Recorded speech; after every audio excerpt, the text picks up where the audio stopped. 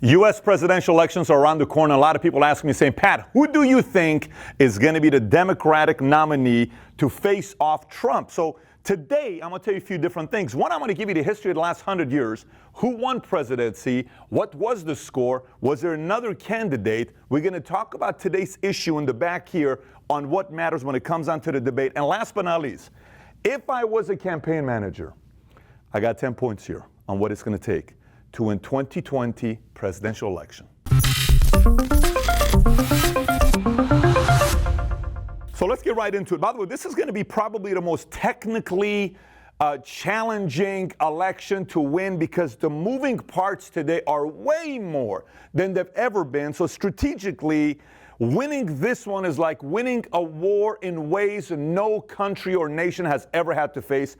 Very technical to win today's election, but we'll cover that. Let's first go into the history books. Okay, from 1920 till today, who's won presidency and what are some events that are taking place? Obviously, 2020 we don't know yet. We have President Trump as a Republican nominee, if he stays this way, and then we have the Democratic nominee that we'll find out who it's going to be. There's a lot of guys fighting for, but we'll find out who it's going to be.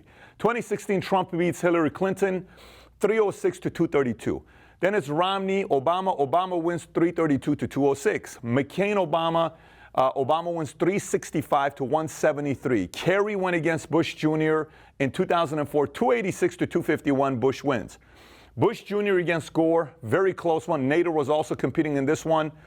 You're looking at 271 to 266, one of the closest elections of all time where Florida had to come out and figure out and recount all this stuff. Anyways, Bush Jr. ends up winning and beats Al Gore.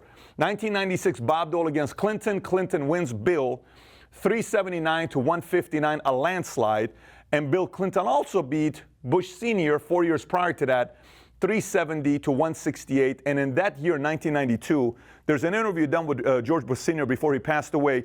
And the interviewer asked a question about, what are your thoughts about Ross Perot? It was the only topic he didn't want to talk about because he got upset when the name Ross Perot was mentioned, because if Ross Perot doesn't run in that election, odds are George Bush Sr. would have won again. He was a former director of CIA, decorated type of a resume, but Ross Perot helped Bill Clinton become president. Very interesting election. Then prior to that was Senior against Dukakis. Obviously, Senior wins 426 to 111. It was interesting when Dukakis tried to go around in the tank and didn't look good. Military kind of people started making fun of them. And in one of the cases during the debate, somebody asked them, what would you do if somebody, was to rape your wife? Would you want that person to get the death penalty? And instead of showing any kind of emotion on what happened to his wife, he just went very logical. And the American people are like, does this guy have a heart? The person asked you the question in the debate, that's your wife. How do you answer just like that? Like it's normal. You can't answer like that. Where is your heart? And so that lost, and the other tank thing hurt him, and the next thing you know, he loses. By the way, he had a chance of actually beating Bush Sr., but ended up changing due to debates and a couple other things. Reagan, Mondale, 525 to 13. Landslide is what we're talking about. And then Reagan, Carter, also a landslide, 489 to 49. And then Ford against Carter. Carter won close race, 297 to 241. Prior to that, Nixon went against McGovern, 520 to 17. Landslide, second biggest landslide based on what we're talking about here. Third biggest landslide we'll talk about here in a minute. Why McGovern lost is a very interesting story on what some of the guys, the nominees, when it comes down to the real debate, this decision, one decision hurt McGovern from the chances of beating Nixon, but it didn't happen. Nixon went against Humphrey, beat him out 302 to 191. George Wallace was also in it, but he won that one. In 1964, Goldwater went against Lyndon Johnson, and that one, obviously, Goldwater lost as a Republican. LBJ won 486 to 52. And this was a time, the reason why it's a landslide is because Goldwater didn't necessarily support civil rights. And prior to that, in 1960, African Americans voted, 60% of African Americans voted Democrat, 40% voted Republican. But after Goldwater, the next election for what he did, it went from 64% to 92% of African Americans voting Democrat because they were not happy about a Republican taking a position there. So it shifted the African American vote to pretty much all Democratic because of that one single event that takes place. Nixon, JFK, obviously JFK wins 303 to 219. This is very interesting because during that time, in 1950 in America, when elections were being shown on TV and radio, only 11% of Americans in 1950 had a TV. One more time, 1950, 11% had a TV. 1960, 88% had a TV. So when the 1960 debate took place between Nixon and John F. Kennedy, what people didn't know is Nixon had just come out of the hospital and he was sick. He was hospitalized for several days. He didn't shave. He had a 5 o'clock shave. He looked totally tired. And John F. Kennedy showed up tanned, looking good, perfectly shaped, nice suit. 88% of Americans had TV to watch and said, oh my gosh, John F. Kennedy won. But the interesting thing part was that everybody that was listening to the radio, they said Nixon won. Things changed. Again, TV changed the game. JFK wins. Eisenhower against Stevenson, 457 to 73. Eisenhower wins. Back-to-back, same candidates, 440 to 89. Dewey against Truman, 303 to 189. Truman wins. Dewey goes against FDR. Obviously, FDR wins. FDR beats Wilkie. FDR beats Landon. I mean, these are just landslides. FDR beats Hoover. Look at the score of what it was like, 523 to 8. That is a landslide of landslides. It's the greatest landslide in the last 100 years. Then you got Hoover goes against Smith. Hoover wins. And then Coolidge goes against Robert LaFollette, and he wins. And then last but not least, Harding goes against Coase, and he wins as well, 404 to 127. So when you look at this, a couple things to think about. The yellows is when a president, the existing president, runs for re-election and they lose. Bush Sr. lost. Carter lost for re-election. Ford didn't ever get nominated for president or vice president. It just so happens that it was a tricky thing that happened that he ended up becoming the president. But when he did run for re-election, he lost. And then obviously Hoover lost as well when against FDR. So when you're looking at this, it's important to know history and events that shift everything with politics. You got to realize a lot of things up here that shifted had to do with social media. You know, Trump had to do with Twitter. Obama had to do with Facebook. You know, it had to do with YouTube. A lot changed there when people started looking at this stuff. Now, today's topics. You hear a lot of different things that's being debated. What could cause an election to be won or lost? What are the topics that are people wanting to know about, people that are watching right now? I was at a place the other day. Guy asked me a question saying, Pat, I'm in Yountville. Yountville is by Napa Valley. Yountville, one of the fun facts is it's a city that has more Michelin star restaurants in Yountville than any other city in the world because people with money go to this place. And a guy comes up and he says, hey, Pat, so what do you think is going to happen with the economy? What do you think is going to be taking place? I said, there's so many moving parts today, more than in my generation, I've never seen so many different moving parts. There's so many things changing now, you got to almost pay attention to the things that's going on. So here's a few things. So 5 key geopolitical issues that are trending right now. Number 1 is power plays by different countries. What's going to happen? China's trying to play power plays. U.S., Russia. We're talking about trade wars, sanctions, 5G, AI. This is all taking place. And even right now, conversations of China willing to work with U.S. and they're willing to share the 5G technology. They're going back and forth. All of this stuff. I did a video called the U.S.-China Trade War. I think ended up getting 2.5, 3 million views. And one of the things that I said is Trump's playing the card of 5G with sanctions on China with the hopes of China being able to give the technology of 5G for U.S. to be able to do it. And they weren't going to give it to U.S. because a lot of 57 different countries apparently were going to get it, but not the U.S.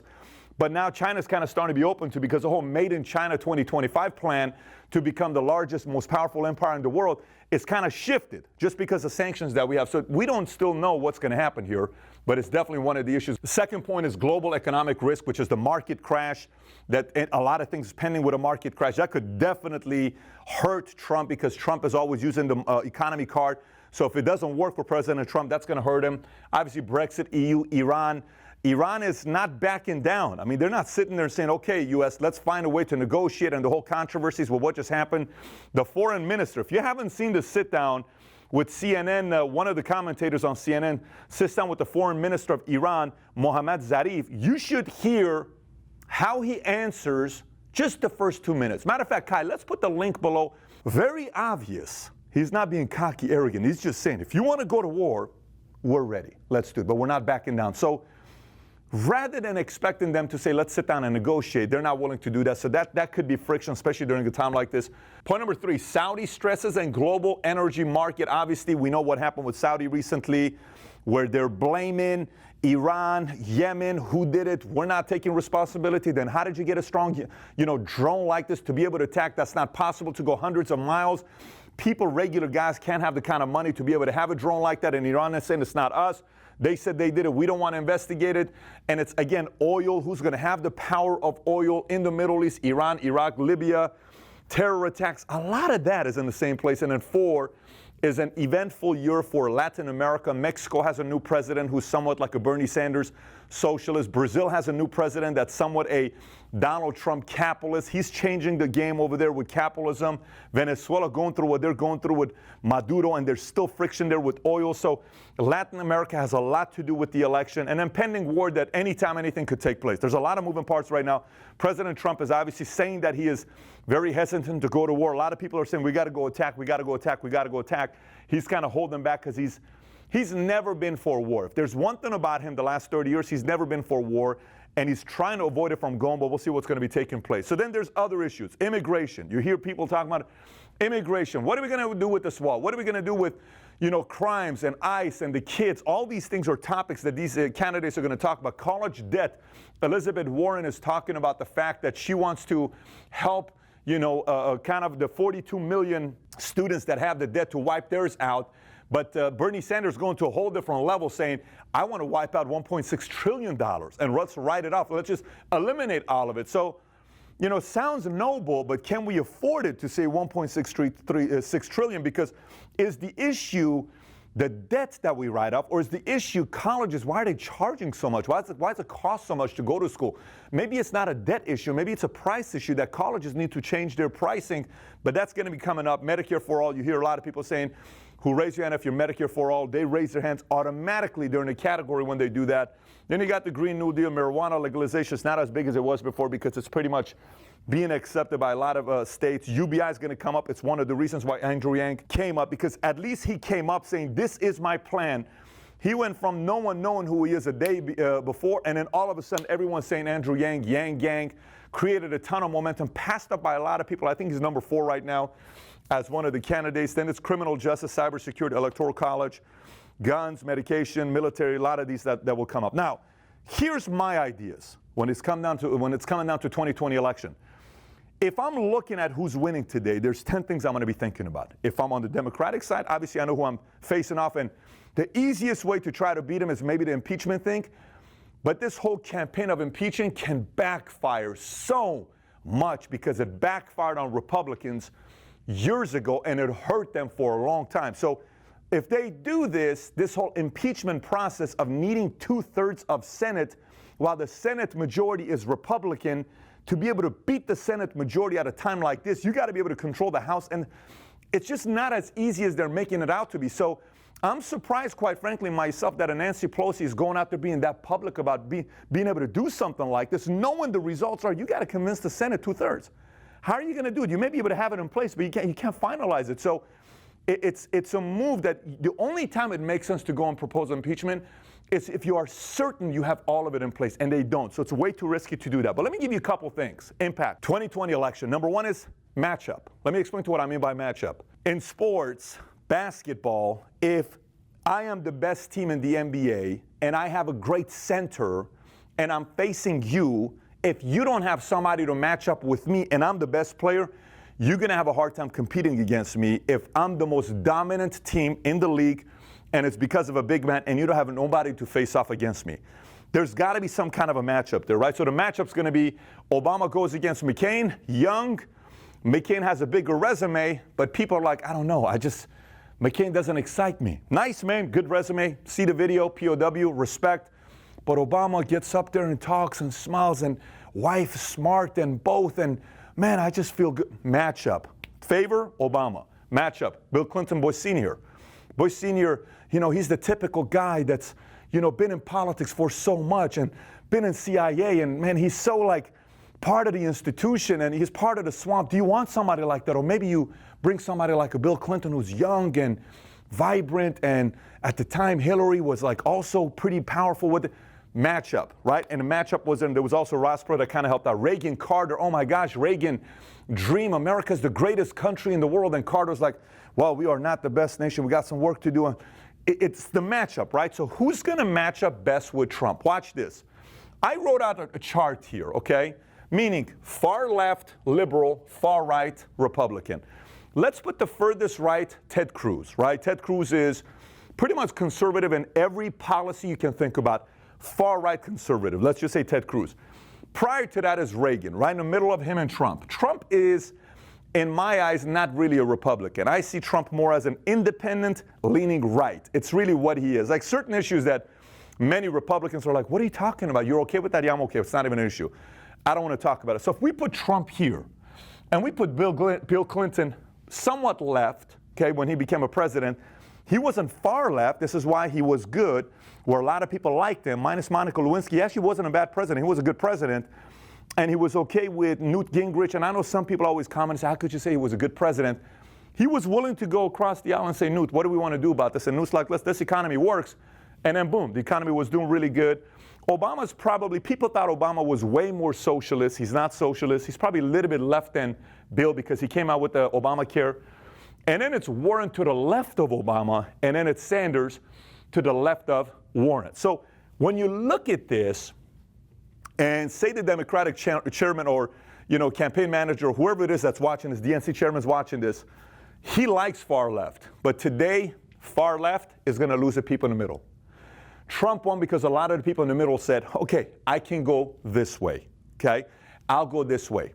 If they really want to have somebody that can have a real matchup with him, it can't be somebody that's on the far left. So we have to keep up with the matchup to see what's going to take place there. Now, again, they're going to choose whoever they're going to choose because it's going to be based on who votes. Number two, choosing the right VP. Let me explain to you what I mean by right VP. Do you remember here when I explained the story about Nixon and McGovern, why he lost 520 to 17? Here's why. McGovern wins the nominee. He calls all these guys to be his vice president. They all say no. He makes the phone call to Senator Eggleton, who says yes, and he becomes his VP, right? He says, I'll agree to do it because McGovern wanted to win the Catholic vote, so he brings him in, but he doesn't vet the VP to find out what his background is. August 1st, they announced that this guy's going to be the VP. 18 days later, he drops out because 3 times he was hospitalized for depression, and 2 times he went through electroshock therapy, 2 times. And once it came out, they're like, if you can't choose the right VP, how can you make the right decisions as a president? So whoever becomes the nominee on the Democratic side, who are they going to choose as a VP? Very critical. They got to do the proper background and vetting from now. If I'm working for Warren, Sanders, Biden, any of the main names, I'm already vetting everybody's background right now to see what they have and what they don't have. I'm not waiting till then, and I'm kind of starting to do the matchup to see what's going to be taking place.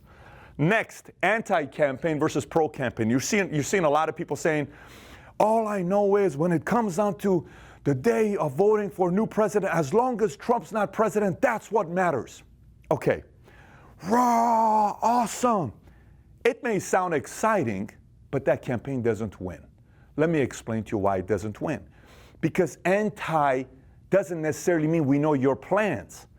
O'Rourke is all anti-Trump, white supremacist, all this stuff. Nobody has any clue what his plans are. And he goes and Gene's picture and Vanity Fair and look at me, I'm so cool, people gonna like me, my name is Beto, I'm white, but I can talk Spanish and I'm trying to connect with them, but what are your plans? What are you gonna be doing? If you only campaign around anti-Trump, you will not win. If it's only anti-Trump, there's gotta be a plan. Even Trump went up there and says what? Make America great again, wall, immigration, here's what I'm doing. And he went and started preaching it, right? You're seeing some people doing that with their campaigns. Elizabeth Warren knows what she wants to do. Bernie, you know what he wants to do. Andrew Yang, you know what he wants to do. Joe Biden, you somewhat know what he wants to do. You kind of know what he wants to do. Those are the people that have their ideas. But if they go to a whole anti-Trump thing, it's going to backfire on them because typically history tells us you don't win when you go anti-Trump. You got to go policies. Next, economy 4. Economy is very good right now. So if you try to go against economy, you don't have a really good argument. People are going to say, economy's already doing good. What are you going to do to the economy that's not already happening right now? So, but they have to be ready that if one of these things hits and economy shifts, they got to have their story prepared. Like it's like playing football. Somebody's coming from this side. You got to have the blitz. You got to have the blocking. You got to have the fullback. You got to have all that stuff prepared before it happens. So they got to be prepared in case Dow drops 3,000, 4,000, 5,000 points. What is your argument going to be now? Because that's going to change the game. So number 5 is focusing on areas of weakness. Let me explain to you what I mean by this. So if you took all these policies of Trump, see where he's weak, go there, that matters to the American people. For instance, if you go to marijuana and that's what you're going to focus on, but American people are already saying, listen, man, I got it. I'm good. You know, marijuana, it's fine. It's okay. It's not really going to get that kind of traction. It's got to be one of these issues that matters the most to the people that's going to get traction, or you create one, like Andrew Yang created UBI. Never thought about this.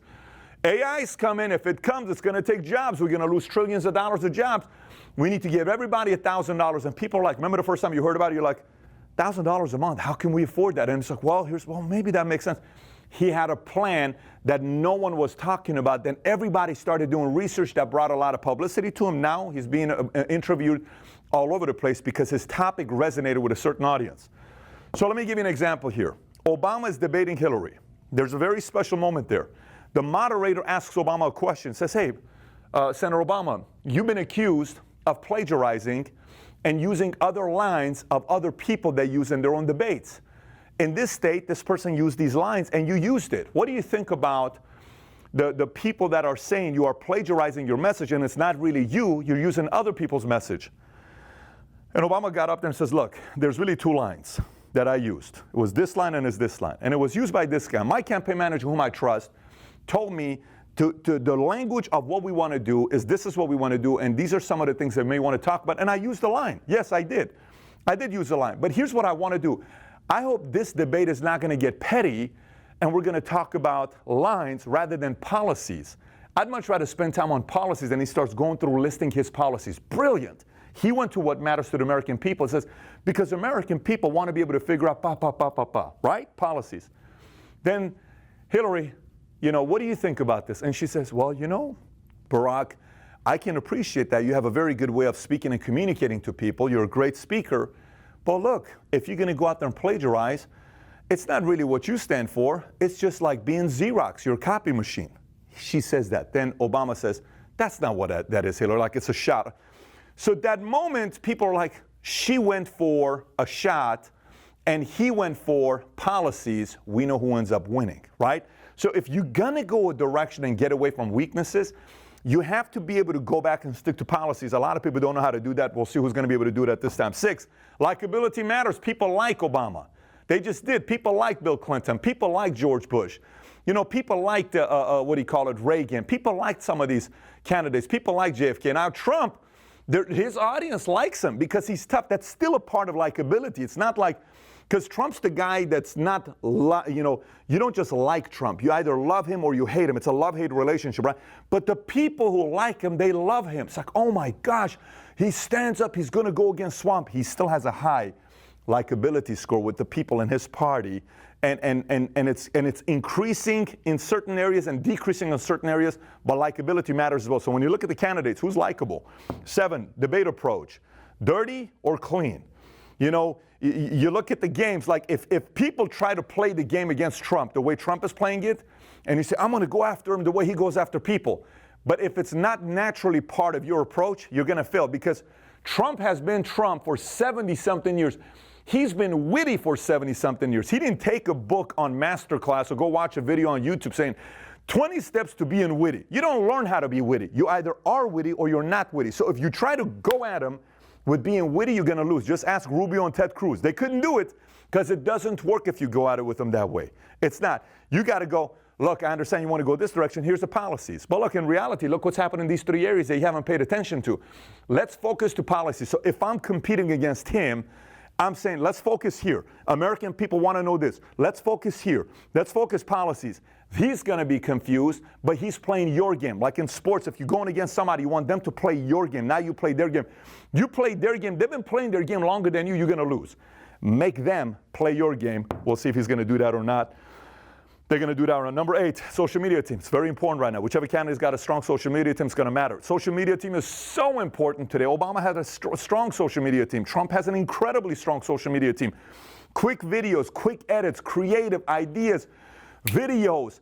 You know, video that gets 6 million views, 2 million views, 8 million views, 3 million views. The moment you have a line, boom, put that up there. The moment you have another one, put that up there.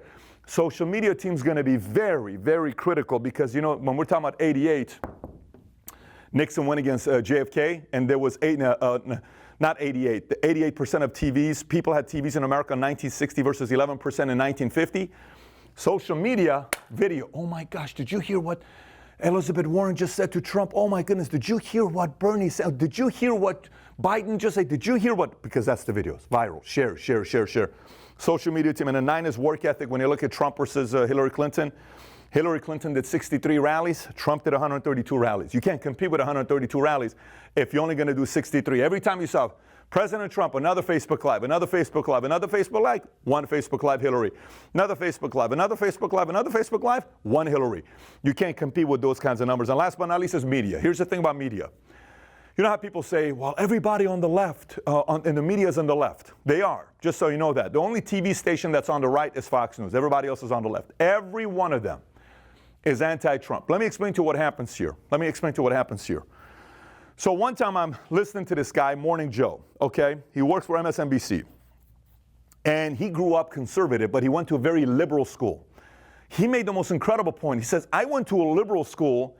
Every time I brought up a point to debate and I was against the teacher, 20 students would attack me and the teacher always defended the 20 students. Make sense? Because he's conservatives, they're all liberal.